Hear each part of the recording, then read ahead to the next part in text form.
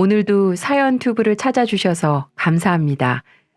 오늘의 사연 시작하겠습니다. 안녕하세요. 서울에 살고 있는 주부이자 두 아이를 키우고 있는 엄마입니다.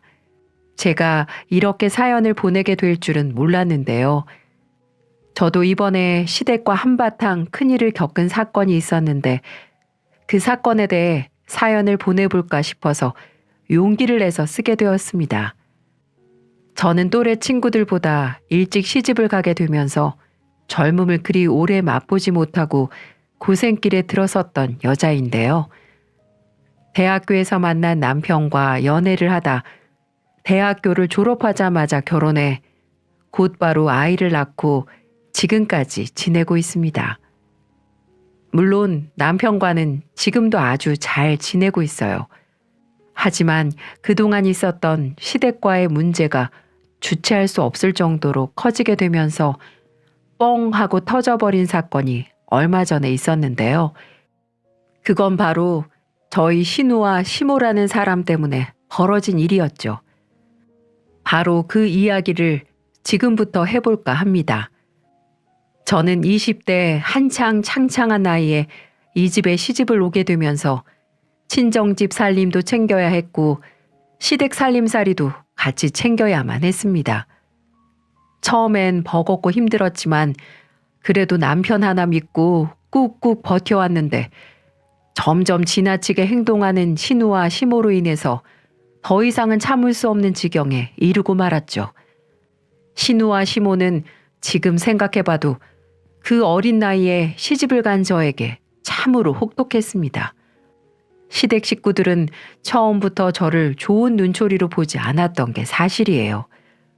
왜냐하면 결혼도 하기 전에 제 뱃속에는 아이가 자라고 있었거든요. 결혼도 안 한 아들이 임신했다고 결혼 허락을 받으러 왔으니 좋아할 부모가 없는 건 당연하겠죠. 그래서 저는 더욱 잘하려고 노력을 했습니다. 어떻게 하면 예쁨을 받을까?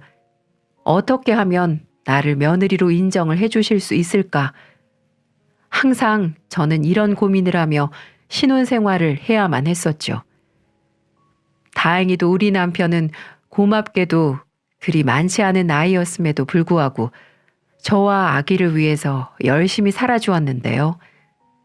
남편도 그 시절에 친구들과 만나서 놀고 싶기도 하고 술도 한 잔 기울이면서 자신만의 시간을 가지고 싶었을 텐데 그런 것들을 다 참으면서 늘 일이 끝나면 집으로 달려와서 임신한 저를 옆에서 챙겨주고 아기가 태어난 이후에는 본인도 하루 종일 일하느라 힘들었을 텐데 고생했다며 아기 기저귀도 갈아주고 분유도 타먹이면서 지극정성으로 가족들에게 헌신을 해주었습니다. 그런 덕분에 제가 버텨왔던 이유이기도 했고요. 그러다가 첫째가 어느 정도 크고 나서는 남편 혼자 돈을 버는 게 안쓰러워 저는 작은 샌드위치 가게를 하나 내서 따로 운영을 하게 되었습니다. 바로 이때부터 시모와 신우의 극성스러운 시집살이가 시작되게 되었죠. 물론 그 전에도 있기는 했었어요. 근데 그건 별거 아니었습니다. 여느 시댁에서처럼 내 딸은 최고고 며느리는 당연히 그래야 하는 사람이라는 생각이 강한 집안이었기 때문에 하루라도 편히 시댁 식구들 만나면 가시방석이 아닌 날이 없긴 했지만은요. 근데 제가 샌드위치 가게를 차리고 나서부터는 참기 힘든 이상한 요구들을 하기 시작하더라고요. 남편은 어릴 때부터 첫째로 자라면서 생활력이 강해 대학교 다닐 때도 놀지 않고 돈을 벌면서 적지 않은 돈을 모은 상태였는데요. 남편의 성실함을 잘 알고 있던 남편의 전 관장님께서 이사를 가게 되었다며 시세보다도 저렴하게 본인의 체육관을 넘겨준 덕분에 남편은 졸업하기 직전 체육관을 사들이게 되면서 관장으로 일을 시작할 수 있었어요. 대신에 아무리 악착같이 돈을 모았다고 하더라도 체육관은 본인 능력으로 사들일 수 있는 수준은 아니었기 때문에 그때 시댁의 도움을 받을 수밖에 없었고 당시에 받았던 대출 조금과 시댁에서 도와준 돈들을 하나하나 갚아나가고 있는 상태였습니다. 다행히도 제 샌드위치 가게와 남편 체육관이 평타 이상은 해서 대출금과 시댁에 빌린 돈은 문제없이 갚아나가고 있었어요. 그렇게 시간이 흐르고 어느 정도 저희가 안정권에 접어드니까 하이에나처럼 살펴보고 있다가 하나하나 물어가기 시작하는 겁니다. 처음에는 아주 별것 아니었어요. 한 번은 가게에서 일을 하고 있는데 신우에게서 전화가 왔더라고요. 언니, 저 미안한데 이번 달에 카드값이 밀려서 그러는데 카드값으로 100만 원 좀 빌려줄 수 있어요? 다음 달에 월급 나오면 바로 드릴게요. 네? 아니, 이번 달 월급은 어쩌시고요? 아, 저번 달에 제가 좀 지출을 크게 했더니 돈이 부족해서요. 대신 이번 달에 좀 덜 쓰고 다음 달에 월급 나오면 갚을 테니까 한 번만 좀 빌려주세요. 오빠 알면 큰일 나니까 오빠한테는 비밀로 해주시고요. 알았어요. 대신 다음 달에 꼭 주셔야 돼요. 알았어요. 고마워요, 언니. 저는 갑작스레 전화가 와서 카드값을 빌려달라던 신우의 말에 한 번은 도와주었어요. 그리고 다행히도 다음 달에 그대로 100만 원을 갚은 신우였기에 그대로 남편에게도 비밀로 해주고 넘어갈 수 있었죠. 근데 한 번 이렇게 도와주고 나니까 습관이 들었는지 그 이후로도 몇 번이나 돈 빌려달라는 소리를 계속 하더라고요. 항상 감당도 못할 카드를 써가며 저에게 돈을 빌리는 신우를 더 이상은 받아줄 수 없어서 따끔하게 이야기를 했습니다. 아가씨, 자꾸 이렇게 돈 빌리는 습관 들이시면 안 돼요. 이제 더 이상 저는 못 도와드리니까 저한테 얘기하지 마세요. 자꾸 이러면 저 어머님께도 말씀드리고 남편한테도 얘기할 거예요. 치사하게. 알았어요. 근데 언니, 지금 있는 체육관도 우리 부모님 돈 들여서 샀다는 거 잊지 마세요. 그건 저희가 알아서 다 갚고 있으니까 걱정 마세요. 마지막 저의 말에 더 셀쭉한 소리를 내고는 전화를 확 끊어버리는 신우를 저는 무시했습니다. 그리고 그 뒤로 다행히도 신우에게서 전화가 더 이상 오지 않더라고요. 그리고 또 그 뒤에 있던 이야기입니다.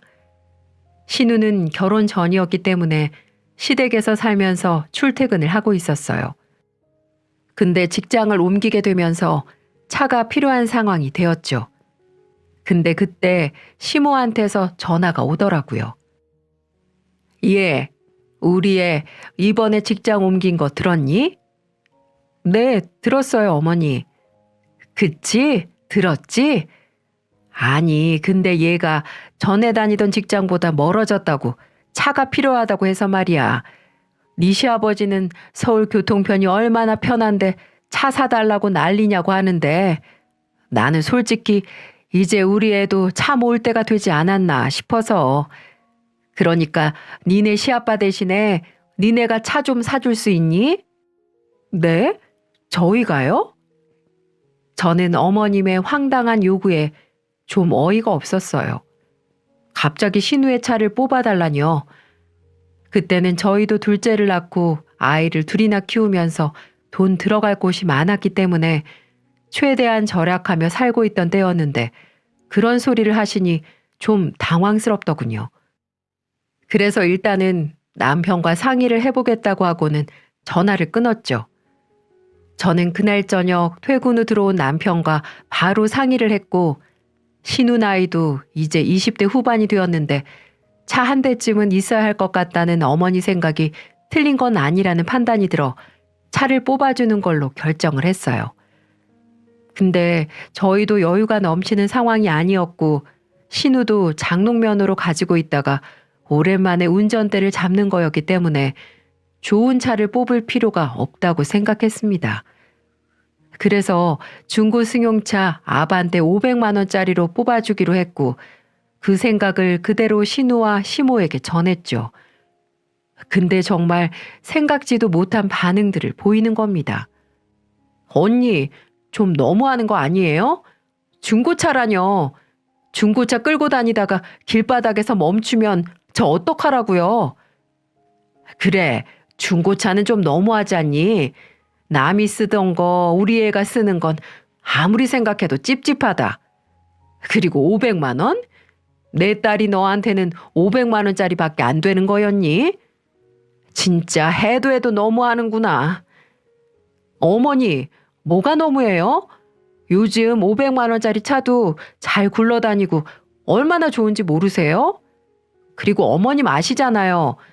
저 첫째 임신했을 때 200만 원짜리 마티즈 몰고 다녔어요.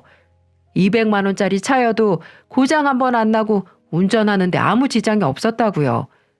그래도 생각해서 저보다 좋은 500만 원짜리 사준다는 건데 그걸 서운하다고 말씀하시면 제가 오히려 더 서운해요. 여봐, 이 시애미한테 말꼬리 잡는 거 아무리 그래도 그렇지. 얘가 너랑 같니? 얘는 직장 다니는 애잖아. 어머니, 저랑 아가씨랑 다를 게 뭔데요? 저도 아가씨도 서울 바닥에서 끌고 다니는 건 매한가지인데. 아무튼 중고 승용차 싫으시면 저희도 달리 방법이 없어요. 500만 원짜리 중고차 몰기 싫으면 지금처럼 대중교통 이용하라고 하던가요. 어머, 너네는 부부가 둘 다 사장으로 일하면서 뭐가 그렇게 짜니? 이럴 때 가족끼리 돕고 사는 거 아니야? 짜다뇨. 저희 지금 둘째 태어나고 지출이 얼마나 커졌는데요. 어머님도 아가씨랑 저희 애 아빠 키워보셔서 아실 거 아니에요. 게다가 요즘 옛날이랑 달라져서 돈 들어가는 것도 달라요. 그러니까 더 이상 말씀 말아주세요. 저희 이것도 큰맘 먹고 결정한 거니까. 저는 아예 새 차를 요구하는 신우와 시모를 딱 잘라 거절했습니다.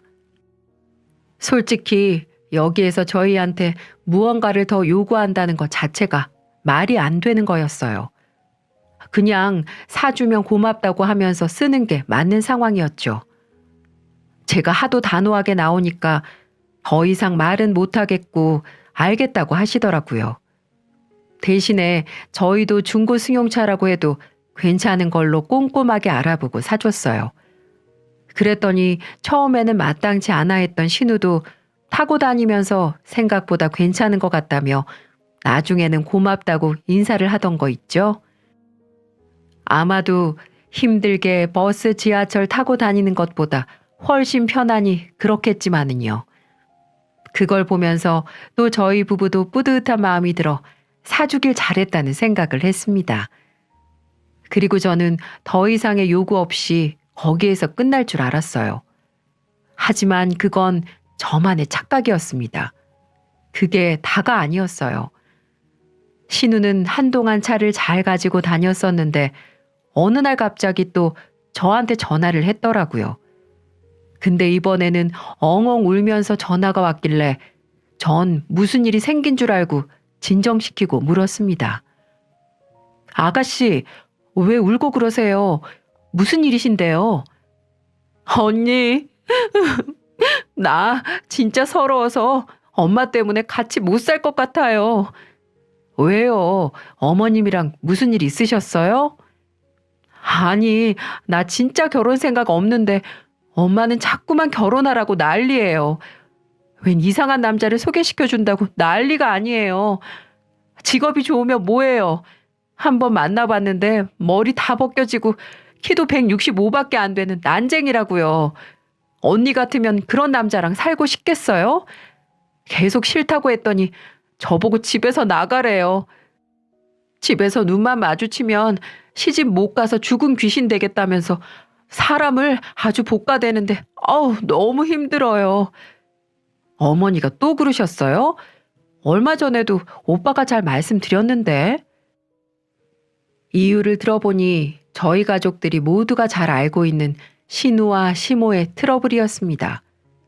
사실 저희 부부가 일찍 결혼을 해서 자리도 빨리 잡은 걸 보면서 시부모님은 많이 뿌듯해 하셨어요. 모두의 걱정 속에서 젊은 나이에 결혼을 했지만 둘 다 책임감이 강한 사람들이라 저희는 정말 악착같이 살면서 첫째도 키워내고 둘째까지 낳으며 체육관과 샌드위치 가게 운영에 힘을 썼거든요. 그랬더니 저희 나이 때 또래보다도 시작은 힘들었을지언정 지금은 가장 안정적이게 살아가는 모습을 보여줄 수 있었죠. 이런 모습을 보이니 저희 시어머니는 신우 걱정이 커져서 30대가 다 되도록 결혼도 못하고 있다면서 엄청난 닥달을 하곤 했었나 봐요. 그 모습은 저희가 보기에도 좀 너무하다 싶을 때가 많았기 때문에 신우를 좀 안쓰럽게 보며 시어머니를 말리곤 했었죠. 근데 신우도 그게 한계에 다다랐는지 점점 시어머니와 싸우는 정도가 커지더니 이번에는 결국 울면서 저한테까지 전화가 온 상황이었습니다. 저는 모든 사정을 다 알고 있었기에 한참 위로를 해주었어요. 근데 거기까지는 좋았습니다. 얼마든지 위로해 줄 수 있는 상황이었죠. 근데 갑작스럽게 당황스러운 요구를 꺼내는 거 있죠? 언니, 나 이제 진짜 독립할 때가 된 것 같아요. 솔직히 지금 내 친구들 중에 엄마 아빠랑 같이 사는 애는 나밖에 없어요. 저 독립해야겠어요. 그래서 말인데 언니네가 저 오피스텔 좀 구해줄 수 있어요? 저 지금 돈 모아놓은 거 하나도 없어요. 맨날 카드값으로 다 나가서 적금도 하나 없는 상황이에요. 그러니까 언니, 우리 같은 여자잖아요. 여자는 여자 마음을 잘 알잖아요. 그러니 이렇게 부탁할게요. 30살 나이가 다 되도록 적금 하나 없이 살았다는 걸 아주 당연하다는 식으로 말하는 신우를 보면서 저는 어이가 없었고 위로하는 마음으로 가득했던 저의 속은 순식간에 또? 라는 마음으로 바뀌게 되었죠. 근데 같은 여자로서 시어머니에게 시달리는 그 모습이 보기 안쓰러운 적이 많았기 때문에 고민을 좀 하게 되더라고요. 하지만 자동차를 뽑아줄 때 그랬듯이 저 혼자 결정할 수 있는 문제가 아니었기에 저는 이번에도 남편과 상의를 해서 알려주기로 했어요. 남편과 상의한 결과 남편은 동생도 독립을 하는 게 좋을 것 같긴 하지만 우리가 집을 다 구해줄 수 없다는 게 결론이었어요. 그래서 신우에게 이야기를 했죠. 아가씨, 저희가 오피스텔 구하는데 보탬은 해줄 수 있는데 아예 다 구해주기는 어려울 것 같아요. 이번에 우리도 가게 세를 좀 올려달라고 하셔서 돈이 좀 나갔거든요. 저희가 해줄 수 있는 건 1,000만 원 정도 있으니까 여기 맞춰서 보증금 되는 집을 찾아보거나 아니면 아가씨가 더 보태서 하시면 될 것 같아요. 어머 언니, 1,000만 원이면 어디 나가서 월세살이 하라는 건데 서울 바닥에서 월세살이 하는 거 얼마나 힘든지 언니도 알잖아요. 게다가 저 모아둔 돈도 없다고 분명히 이야기했는데. 아가씨, 저희 이 돈도 정말 무리해서 드리는 거예요. 근데 이것도 싫다고 하시면 저희는 도와줄 수 있는 방법이 없어요. 아가씨 직장 다니니까 대출 될 거 아니에요. 물론 대출도 함부로 쓰는 건 아니지만 처음에 집 구할 때는 다들 그렇게 시작해요. 그러니까 아가씨도 정말 독립하고 싶으면 그렇게 하세요. 저는 좀 매정하게 보일지언정 단호하게 얘기를 했습니다. 왜냐하면 그렇게 해서라도 신우에게 돈 귀한 줄을 알려주어야 했고 경제관념을 심어줄 필요가 있다고 생각을 했기 때문이었죠. 그러면서 얼마나 아껴 써야 하고 돈을 모아야 할 필요성에 대해서 느끼길 바랬거든요. 남편도 저도 그 이상은 더 해줄 수 없다는 의사를 분명히 밝히고 나니 독립이 간절했던 신우이는 어쩔 수 없이 알겠다고 하면서 저희가 준 돈에 맞춰서 월세방을 하나 얻기로 했습니다. 그렇게 전 신우이 문제는 끝난 걸로 보였어요. 하지만 이제는 시모가 전화해서는 날 계란 볶듯이 볶아대는 거 있죠?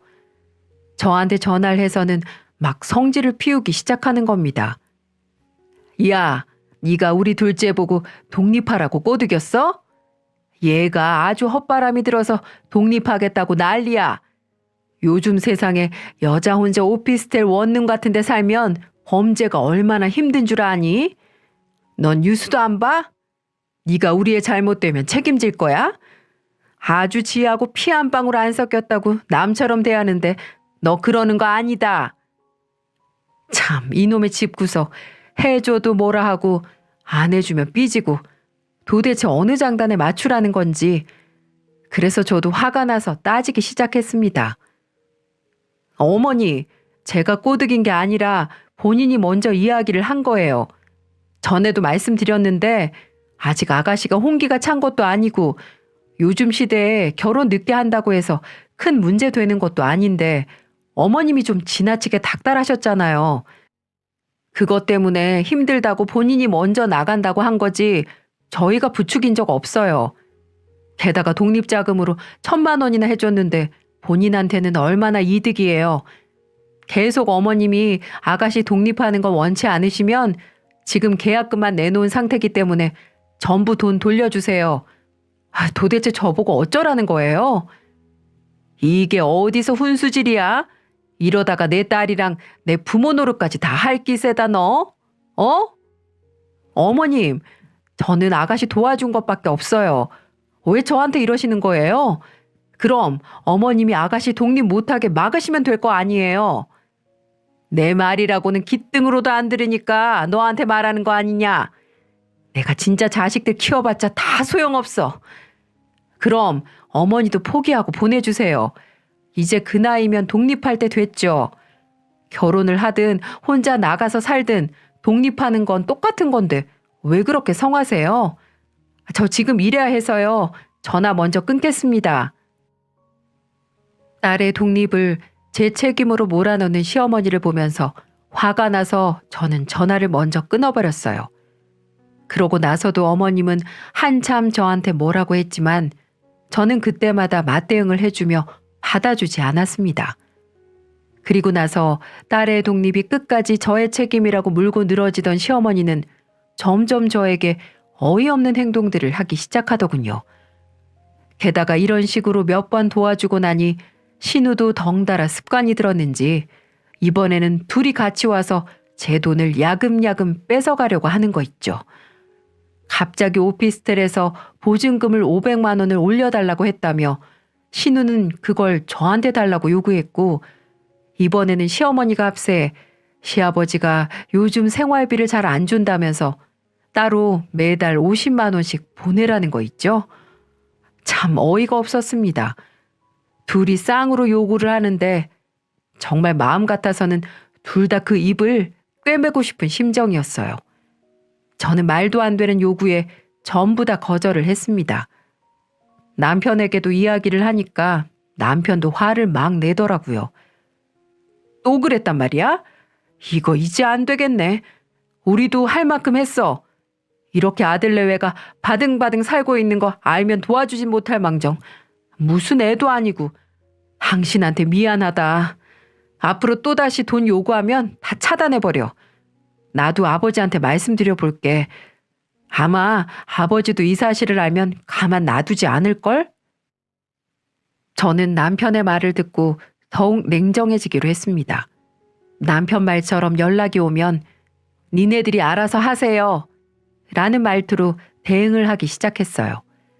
그러자 신우는 제가 그 500만 원을 빌려주지 않았더니 완전히 삐져서는 그동안 저한테 하던 연락도 아예 하지 않고 가족 모임이나 행사 때 만나도 아는 척도 안 하는 거 있죠. 나이만 30이지 생각하는 거는 아주 유치원생들보다 못한 쫌생이더라고요.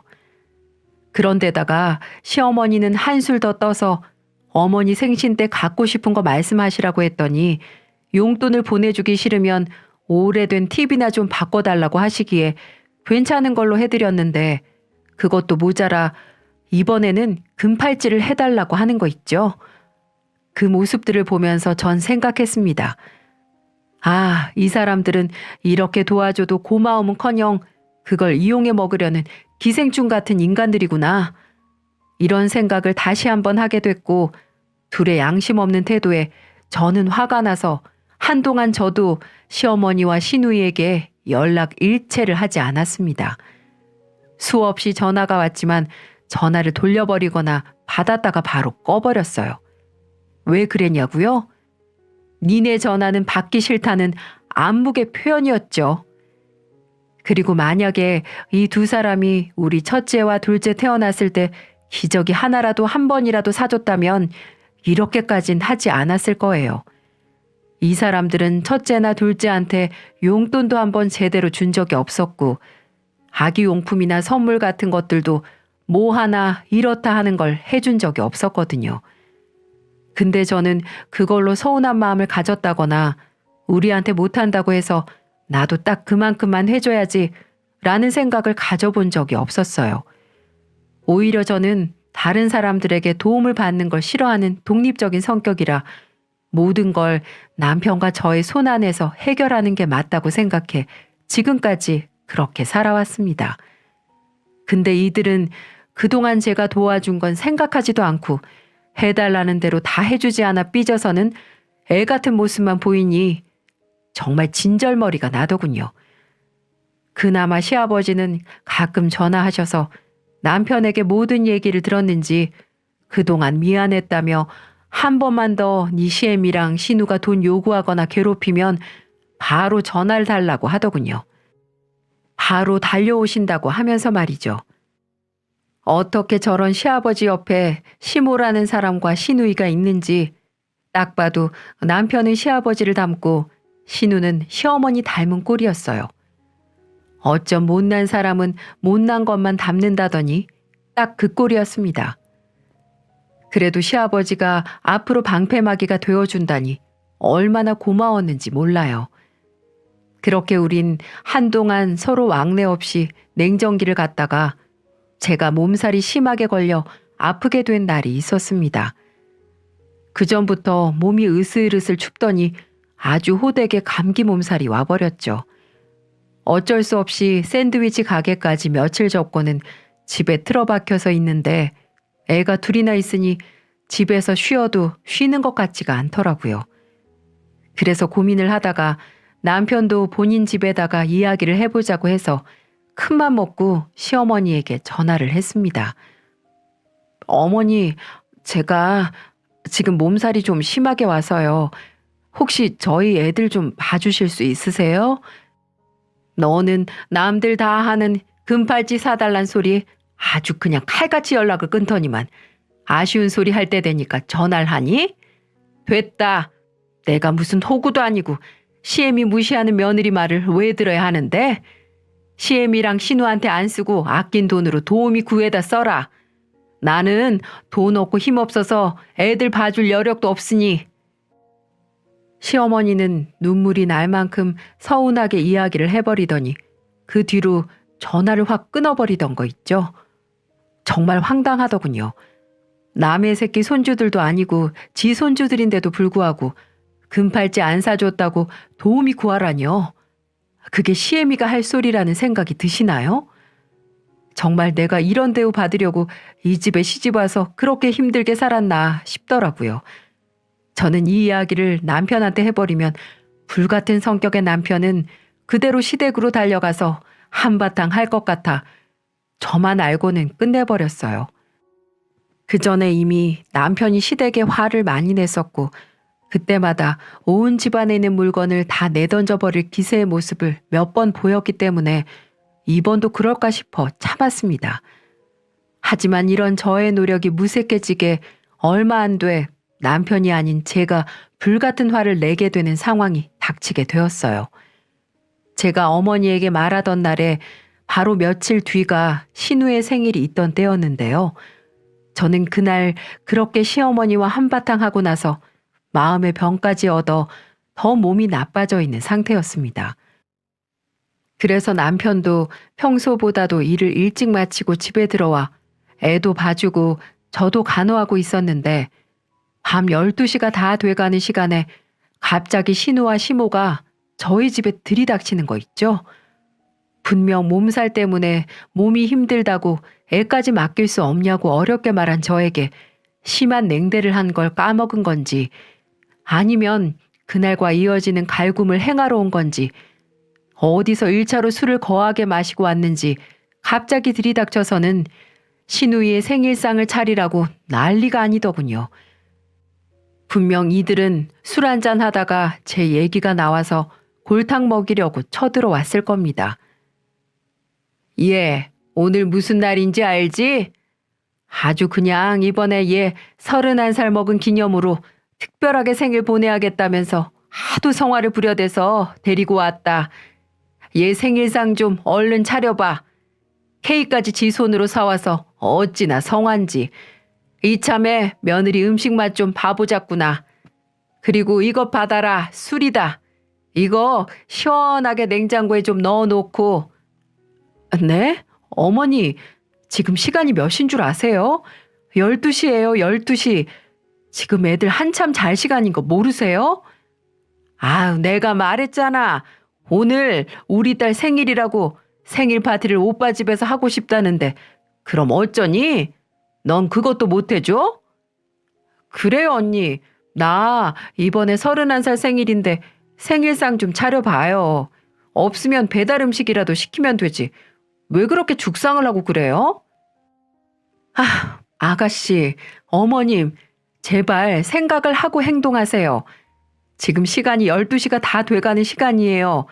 미리 얘기를 한 것도 아니고 어머님께는 제가 그저께 전화해서 아프다고 애들 봐달라고 했던 걸 아주 가볍게 무시하셨으면서 아가씨 생일상을 차리라고요?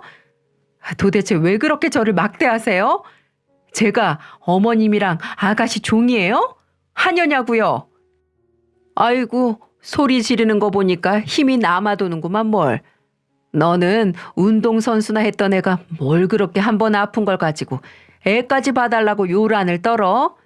그렇게 골골대가지고 어디다가 써먹니? 그러게요, 언니도 참. 언니 아프다고 엄마한테 애들 봐달라고 했어요? 양심도 없어라. 언니는 우리 엄마한테 용돈을 보내주길 해요. 뭘 하길 해요? 매달 용돈 조금 보내달라고 했던 것도 무시했으면서 너무했다 진짜. 그것뿐인 줄 아니? 내 친구는 걔네 아들이 순금을 사다 바쳤다길래 부러워서 나도 사달라고 했었는데 그것까지 매몰차게 거절했던 애야 얘가. 어머 너무했네. 너무했어. 언니 진짜 그러는 거 아니에요. 언니와 오빠는 가게도 2개씩이나 운영하면서 돈 아껴서 뭐해요? 나보고는 맨날 저축하라고 난리. 돈은 쓰라고 있는 거지 그렇게 악착같이 모아만 두라고 있는 게 아니라고요. 이 둘의 어이없는 대화를 들으면서 저와 남편은 황당한 표정으로 보고 있었습니다. 남편은 옆에서 화가 나서 이미 얼굴이 벌개져 있었고 저는 더 일이 커지기 전에 빨리 쉬고 싶어 그냥 그들을 나가게 하고 싶은 심정이었어요. 그래서 말했습니다. 이제 할 말 다 하셨어요? 저 진짜 골이 울리거든요. 2분 얼굴 보고 있는 것만으로도 이미 한계치 넘어섰으니까 제발 이 집에서 나가주세요. 어머나, 언니 말하는 것 좀 봐. 지금 그거 나랑 우리 엄마한테 하는 소리예요? 진짜 싸가지 없다 언니. 그렇게 안 봤는데. 내가 너만큼 싸가지가 없을까요? 제발 닥치고 좀 꺼지라고. 아가씨라고 봐주니까 내가 만만하지? 니네 엄마 데리고 이 집에서 나가 제발. 저는 가뜩이나 아파서 힘이 없는데 더 저를 열받게 하는 신우의 말에 이성을 잃고 말을 해버렸습니다. 그랬더니 그 말에 열이 받은 신우가 제 머리채를 잡아버리는 거 있죠? 야, 말 다 했어? 꺼지라니? 닥치라니? 내가 언제 봐달랬어? 봐달랬냐고. 지가 알아서 기어놓고는 왜 나한테 난리야? 신우가 제 머리채를 잡고 흔드는 모습을 보면서 남편이 말리러 왔지만 그 전에 시모가 같이 와서는 제 머리채를 또 한 번 잡아버렸어요. 저는 이 여자들이 제 머리채를 잡는 걸 보면서 더는 봐줄 수가 없어 시모와 신우의 머리채를 확 같이 잡았습니다. 그리고는 그들보다도 훨씬 더 세게 잡아당기면서 거실을 끌고 다녔어요. 아, 야! 이거 안 놔? 어디서 시애미 머리채를 잡어? 시어머니 같아야 말이지. 나도 남의 집 귀한 딸이야. 당신 종 아니라고. 아주 그동안 참아주니까 만만히로 보여서 이러지? 나도 이제 더 이상은 가만 안 있어. 속수무책으로 소시적 유도 선수 출신인 저의 힘에 끌려다니던 이 둘은 아프다며 놔달라고 살살 기기 시작하더군요. 하지만 사람이 이성을 잃고 본능적으로 행동하니까 전에 없던 힘까지 생기더라고요. 결국 그 모습을 보다 못한 남편이 와서 저를 제지했고 머리카락이 한 움큼씩 빠진 채로 이 둘은 울면서 바닥을 치기 시작했습니다. 아이고 내 팔자야. 이게 무슨 상도덕 없는 경우냐. 하늘이 노할 상황이 나한테 왔네 그려. 내 머리카락 책임져. 너 내가 고소할 거야. 운동선수가 민간인한테 힘쓰면 그거 살인 혐의인 거 알지? 너 두고 봐.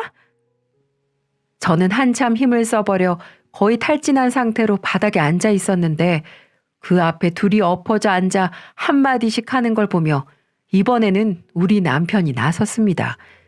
모든 상황을 지켜보며 분노가 크게 일었던 남편은 그 자리에서 선포를 해버리더라고요. 선영이 너 고소하기만 해. 가만 안 둬 내가? 그리고 어머니도 제 집사람 자꾸 괴롭히고 선영이랑 합세해서 돈 뜯어내려고 하면 저 이제 다시는 두 사람 안 봐요. 어디 아들 잃고 오빠 잃고 싶으면 그렇게 해봐요들. 나 한다면 하는 놈인 거 알지? 아버지한테 말씀드려서 호적에서 빼달라고도 할 수 있는 사람이니까 그 꼴 보고 싶으면 어디 더 해봐요. 그리고 여기에서 안 끝나? 내 체육관 잃고 내 인생 잃는 한이 있어도 어머니랑 선영이 너 가만 안 둘 거니까. 두 사람 인생까지 끝나고 싶지 않으면 여기에서 더 안 하는 게 좋을 거예요.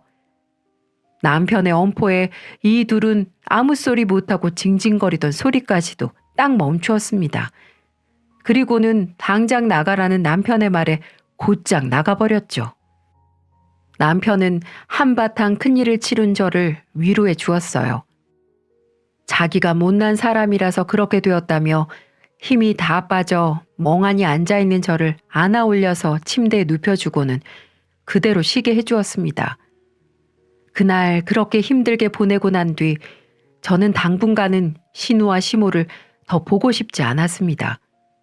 근데 이 상황을 시부한테 이야기를 했었는지 저희 시아버지한테도 한참을 혼난 것 같더라고요. 아주 시댁이 발칵 뒤집혔다고 했습니다. 남편 말로는 시아버지가 크게 노하셔서 집안 화분이고 뭐고 다 던지며 화를 내셨다고 했어요. 그리고는 시모 옷들을 전부 밖에다 버려버리셨대요. 동네 창피하다며 앞으로 어디 밖에 나가서 사고치지 말고 집구석에만 있으라고 말이죠. 그러자 시모가 깜짝 놀라 그때부터 현실이 느껴졌는지 꼬리를 살살 내리기 시작한 것 같더라고요. 신우도 마찬가지로 따로 사니까 사고만 치고 다닌다면서 그 다음 날 오피스텔로 가서 신우의 짐을 전부 싣고 와서 부동산에 내놓으셨다고 했어요. 한마디로 시아버지의 강단 있는 행동에 저는 결국 사과를 받아낼 수 있었습니다.